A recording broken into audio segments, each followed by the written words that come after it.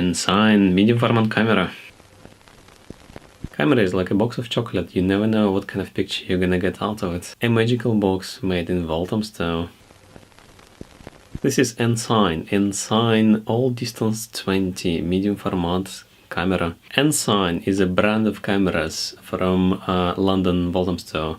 Quite literally the area where we actually live right now. This is a medium format camera, takes medium format film and takes 6x9 pictures, which are quite rectangular shaped. So the price of it is a single roll of medium format film, as like this one, can only give you 8 pictures. So you get 8 shots and then you have to change the roll and keep going.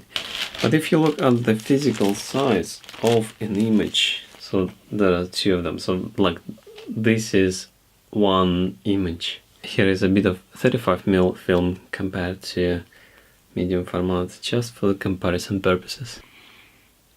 This is also a half frame, but anyway, so this would be single frame on 35mm, and this is a single frame on a medium format film 6x9. Walthamstow used to be quite a unique area 100 years ago. There used to be film studios, trams running across Walthamstow, and there was a Ensign camera factory. As of today, there are no trams, no movie studios, and the factory itself is also long gone. But what we can do, we can actually go out and see what is going on, like what the location looks like today. Ensign factory used to be somewhere around here, more or less. The factory went bust around 1960s, but the building stayed around until 2013. And then it was also demolished, and now we have huge parking space and new buildings over there. No more factory. Still have the camera though. The way you open the camera, and this could be a little bit tricky unless you read the manual and also this tiny text on the side. I mean, yeah, so there are 2 locks which are preventing the box from opening. So you unlock both of them using force. There we go. So you have to read this fine text on the side of this knob. Withdraw winder before opening camera. So this is a film winder which you would use to advance your film. However, to open the camera you have to withdraw it. Here we are. For best results, use E20 Ensign film. The film obviously is long gone, but the advertisement still remains. The camera is effectively a box with a few options which are affecting the way you take pictures. The shutter is mechanical, so all you do, you basically press this lever on the side. That's it. As you press down, it takes a picture and then you release it and sort of goes to the previous position. It doesn't always work actually, so you have to listen to the sounds. So the shutter speed is fixed. You have no idea what it is. The manual doesn't mention that. However, we have a way of measuring that. So this is a magical device for testing shutter speeds on mechanical cameras. I mean shutter speeds on any cameras really.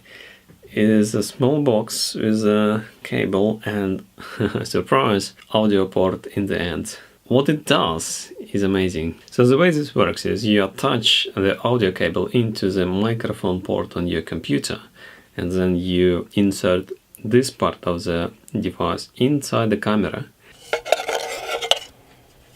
You can use any audio recording software that allows you to measure the waveforms and measure the waveforms length. For the purpose of this demonstration, we are going to use a free software called Audacity, and then point the camera towards a bright source of light, and then you take a picture, and the light is received by this element, the light element, and is transformed into an audio waveform. So now we've got some waveforms, which is then recorded by your computer, which then you can measure and find out exactly what the shutter speed is. What you can do, you can select this part of the waveform and then see what the length is. 0.033 seconds. So this makes it effectively a shutter of 130, which I've also marked on the side now.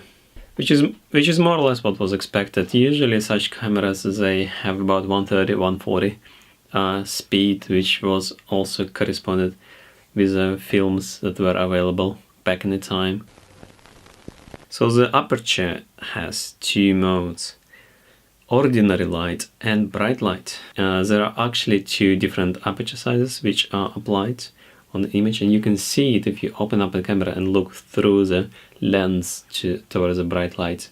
There's still no way of sort of telling what the aperture number is, so you have to guess it a little bit.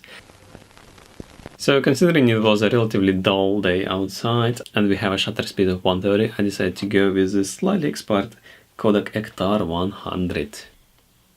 World's finest grain.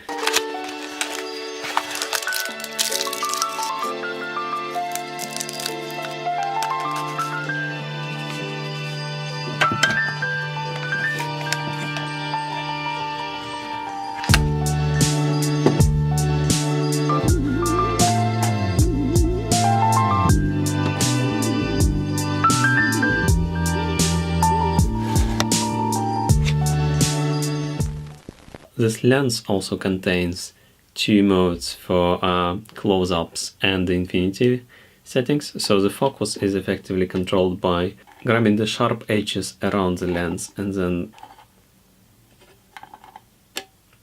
now we have a close-up mode, 10 feet or less distance to the subject. If it is beyond 10 feet, then you basically push it back.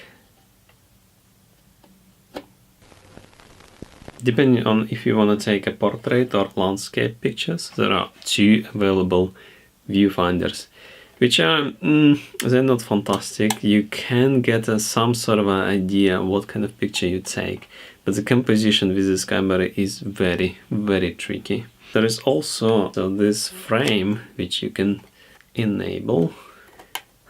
So now you can compose a picture by using one of your eyes, trying and adjusting a larger frame, so the smaller frame is right in the middle of the larger frame, and this way you get to center your subject in a way that the camera is pointing directly at it.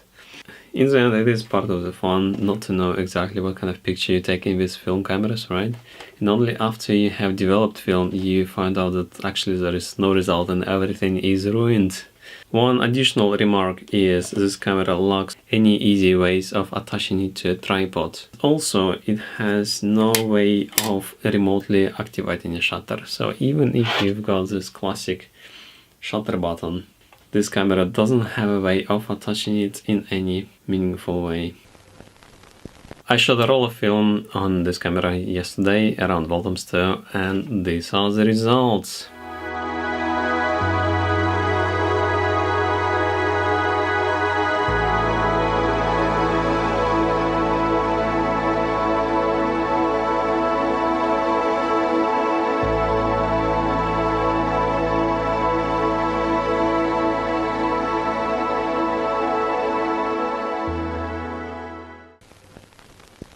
Why a brand that was pretty much ahead of everybody in 1908 completely disappeared in 1961?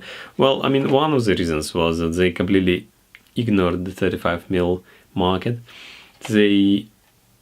Rightfully so, they sort of assumed that the medium format film is much more superior than 35mm film, and Ensign never produced a 35mm camera throughout their whole history. They have produced a very special mini camera called Ensign Midget, which is a bit of a rarity right now on eBay, but it wasn't exactly 35mm. They also produced a very special mini film which was slightly larger than 35mm film. And also, well, I mean, by 1961 there were so many good cameras around, from Germany, from Japan, like taking over the world, producing amazing cameras. And Ensign somewhat neglected investing into brand new models of the camera, and then they sort of couldn't bear the financial responsibilities and shut down completely. Very sad, but yeah, here is a full British camera story for you. I might be able to find some more Ensign cameras. They are actually quite fun. There is one camera called Selfix, which is effectively a camera for taking selfies, I guess. We'll find out. And also a fantastically looking camera called Ensign Full View, which has got like this amazing large waist level viewfinder. Still a very simple camera to use, but it was the design of it was a thing of beauty. Have you got some Ensign cameras? Have you tried taking any pictures with them? Share some pictures below and let's see like what we can we revive some of those cameras? Can we revive the great British camera culture? That would be fun.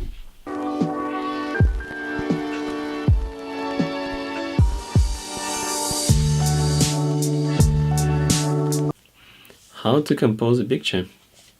Anybody with ordinary common sense can take a photograph, but it is not everyone who without a thought can make a picture.